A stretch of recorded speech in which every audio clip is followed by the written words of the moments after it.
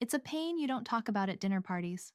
A discomfort that makes a simple act, like sitting down for a family meal, feel like a monumental task. It's a sharp sting, a persistent burn, a throbbing ache that lives in your most private areas. Whether you're a new mother trying to heal after childbirth, someone battling the relentless fire of hemorrhoids, or an anal fissure, or dealing with the deep ache of prostatitis, that pain can feel incredibly isolating.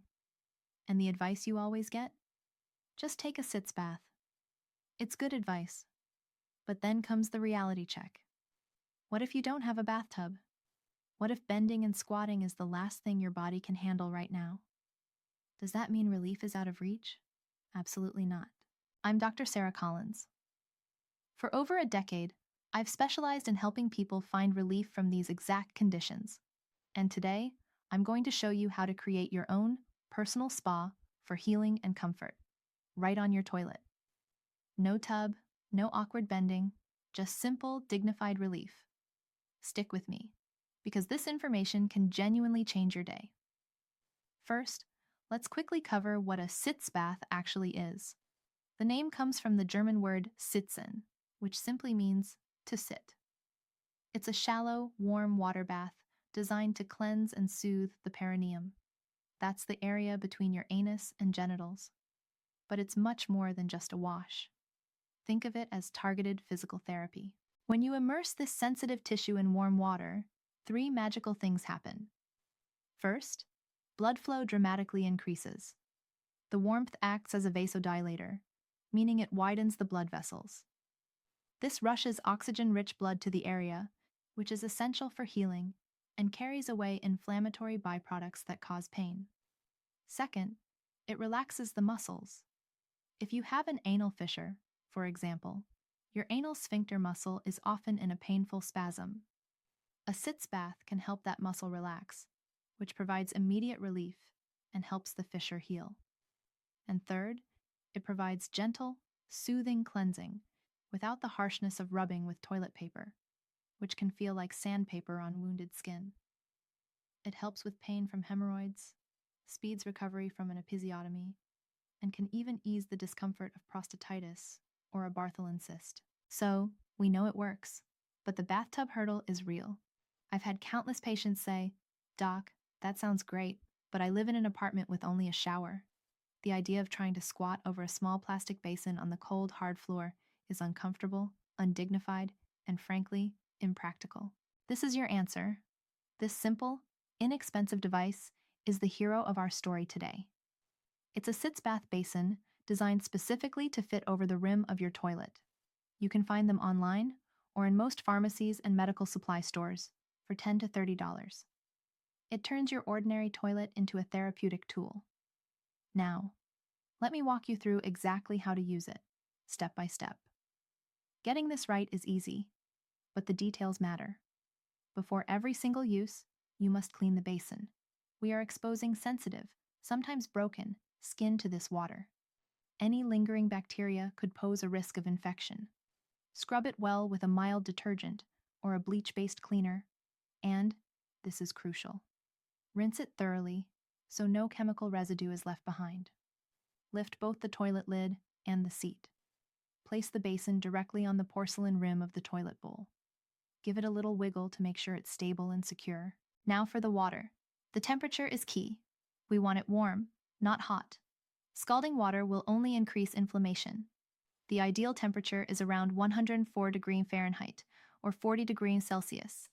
If you don't have a thermometer, use the wrist test. The water should feel comfortably warm and soothing on the sensitive skin of your wrist. You only need to fill it with about 3 to 4 inches of water, just enough to cover your perineum when you sit down. Don't worry about overflows. Most basins have vents in the back that allow excess water to drain safely into the toilet. Some kits, like this one, come with a solution bag and a tube. This is a fantastic feature. You can fill the bag with more warm water and use it to create a gentle, continuous stream for cleansing or to keep the bath warm. Now, gently and carefully, lower yourself onto the basin. It might be a little uncomfortable for the first minute, but that should quickly give way to a feeling of relief. Your goal is to soak for 15 to 20 minutes. Put on some music, listen to a podcast, or just close your eyes and take this time for yourself. You should do this 2 to 3 times a day, or as often as your own doctor recommends. Now, the big question I always get: should I add anything to the water? Let me start with my most important rule. Plain warm water is always effective and always safe. When in doubt, just use water. But if you want to enhance the experience, a few additives can be helpful. Epsom salts. This isn't table salt, it's magnesium sulfate. It has well-documented anti-inflammatory properties. Adding about a half cup to your basin can help reduce swelling. Baking soda. A few tablespoons can be very soothing, especially if you're dealing with a lot of itching. Witch hazel. This is a natural astringent that can soothe irritation.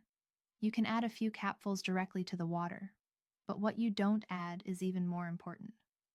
This is a medical treatment, not a bubble bath. Do not add shower gel, bubble bath, or any kind of soap. These products can strip the skin of its protective oils, causing dryness and further irritation. And be very cautious with essential oils. While some studies suggest oils like lavender can be calming, they are also potent and can be significant irritants for many people on delicate skin. If you are healing from an open wound or stitches, I strongly advise against them. All right, your 20 minutes are up. Stand up slowly, as you might feel a little lightheaded. Now for what may be the most critical part of the entire process: drying. You must pat the area dry. Do not rub. The tissue is fragile. Rubbing or scrubbing can reverse all the good you just did. Gently blot the area with a clean, soft towel. And here's a pro tip from my years in the clinic. Use a hairdryer on the cool or low setting. It's a completely touch-free way to get the area perfectly dry, which is ideal for preventing irritation. If you used Epsom salts, it's a good idea to do a quick plain water rinse to prevent your skin from drying out. After you are completely dry, now is the perfect time to apply any medicated creams or ointments your doctor has prescribed. Finally, give your Sitz basin a thorough cleaning so it's ready for next time. A Sitz bath is a powerful tool for comfort, but it is not a cure-all. You need to listen to your body and know when to seek professional help. Please, call your doctor if the pain gets worse instead of better. You notice increased redness, swelling, or a foul-smelling discharge, which could signal an infection. You have any rectal bleeding, or your symptoms simply aren't improving after several days of regular Sitz baths. Please, do not tough it out with these symptoms. A quick consultation can ensure you're on the right path to healing and prevent a minor issue from becoming a major one. That private pain we talked about at the beginning? It doesn't have to control your days. Relief doesn't have to be complicated or require a bathroom renovation.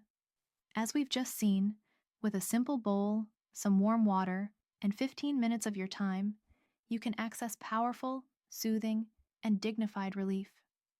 You can calm the fire, speed your healing, and reclaim your comfort. If this guide was helpful, please consider sharing it. You truly never know who in your life might be suffering in silence and could use this simple advice. Your health journey is important. Thank you for trusting me to be a small part of it today. Be well.